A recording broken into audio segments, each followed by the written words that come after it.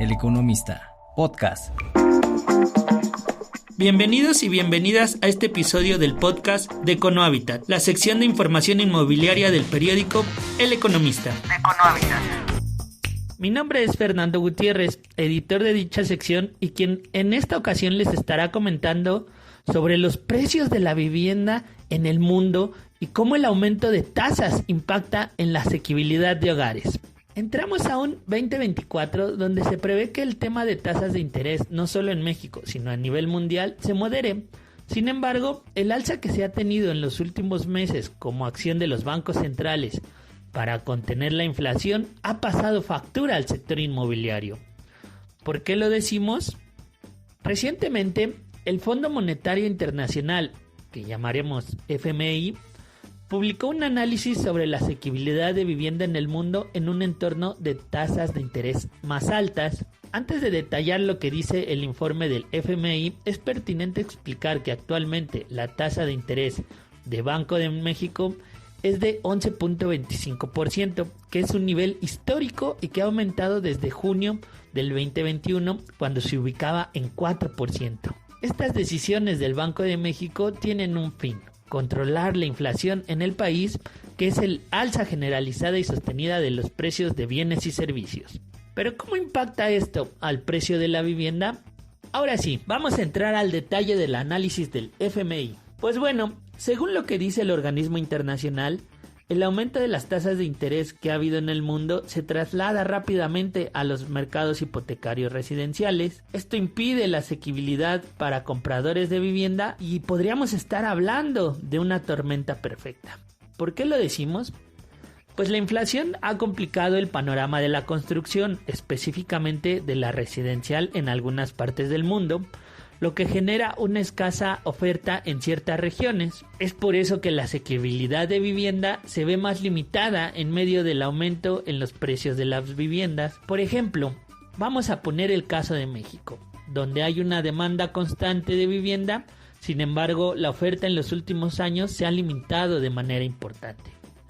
Datos del Registro Único de Vivienda detallan que durante el 2023 se construyeron 131.048 viviendas, es decir, una caída de poco más de 3% respecto a los hogares que se construyeron en el 2022. Pero para ponerlo en perspectiva, podemos decir que en el 2018 se construyeron 210.351 viviendas, lo que habla que en los últimos años la construcción de vivienda en el país ha caído de manera importante. Bueno, pues este contexto no ha sido favorable para el precio de la vivienda en México. Según los números presentados en el análisis del FMI, durante el 2023, con datos al cierre del primer semestre de ese año, México fue el segundo país de un listado de 32 naciones donde hubo una mayor apreciación en el precio de la vivienda, que fue de 4% anual, solo por debajo de Emiratos Árabes Unidos, donde el incremento fue de 10.39%, según la metodología del organismo internacional. Recordemos que los datos de Sociedad Hipotecaria Federal, que es el Banco de Desarrollo encargado de generar una metodología respecto al valor de la vivienda aquí en México, al cierre del tercer trimestre del 2023, el crecimiento en el precio de la vivienda fue de 11.2%, para ubicarse en un valor promedio de 1.607.000 pesos a nivel nacional. Sin embargo, estamos hablando de un precio promedio en todo el territorio. En algunas zonas del país el precio de la vivienda se elevó hasta casi 18%, especialmente en aquellas entidades donde la demanda turística es importante y donde también el tema del empleo es más dinámico.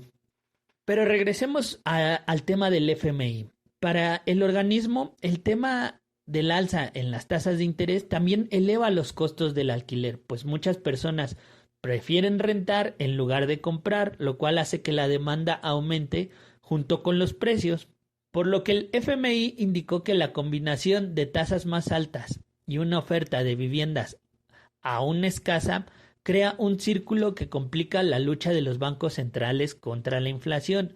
Es decir, que el tema del encarecimiento en el precio de la vivienda pues también impacta en la inflación, y esto pues sí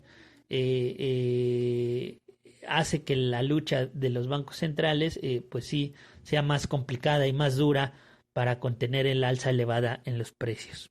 La buena noticia que nos da el diagnóstico del FMI es que la moderación que ha habido en el mundo de las alzas en las tasas de interés ha servido para que los precios de la vivienda comiencen a enfriarse en algunos países, especialmente en economías avanzadas.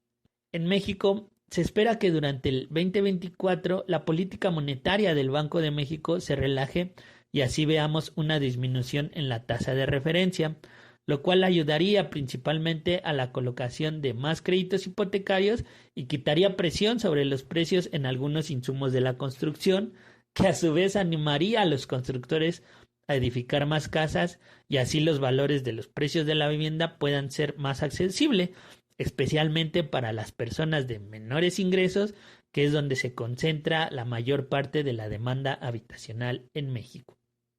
Amigos, es importante estar atentos al comportamiento del precio de la vivienda durante este año, especialmente si se tiene planeado adquirir un hogar en los próximos meses. Por supuesto, en Econohabitat les estaremos informando puntualmente sobre este y muchos temas más del sector inmobiliario. Nos gustaría conocer su opinión al respecto, por lo que los invitamos a escribir a econohabitat@eleconomista.mx. Ha sido un gusto estar con ustedes en este episodio del podcast de Econohabitat y los invitamos a que escuchen los otros podcasts del Economista en las distintas plataformas como Amazon y Spotify. Yo soy Fernando Gutiérrez. Hasta la próxima.